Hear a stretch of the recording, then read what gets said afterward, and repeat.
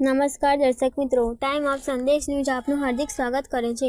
છેલ્લા 7 વર્ષથી ભરૂચ જિલ્લાના જંબુસર તાલુકાના વેડજ ક્ષત્રિય રાઠોડ પરિવારની કુળદેવી શ્રી નાગેશ્વરી માતાજીનું મંદિર કે જે વેડજથી 700 કિલોમીટરના અંતરે રાજસ્થાનમાં જોધપુર નજીક નાગેના ગામમાં આવેલું છે, ત્યાં પગપાળા જાય છે। નાગેશ્વરી માતાજીના આશીર્વાદ પગપાળા જનાર ભાઈઓ બહેનોની માતાજી પરની અટૂટ શ્રદ્ધા તેમજ સંઘના આયોજક એવા સુનિલસિંહ રાઠોડના અથાગ પરિશ્રમથી આ વર્ષે પણ વેડજથી નાગેના જવા માટે પગપાળા સંઘ તારીખ 20/10/2025ના રોજ રવાના થયો।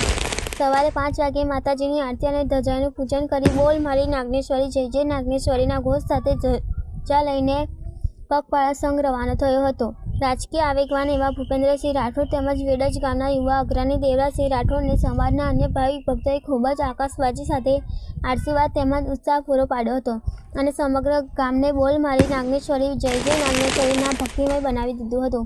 Bureau chief Iqbal Malik.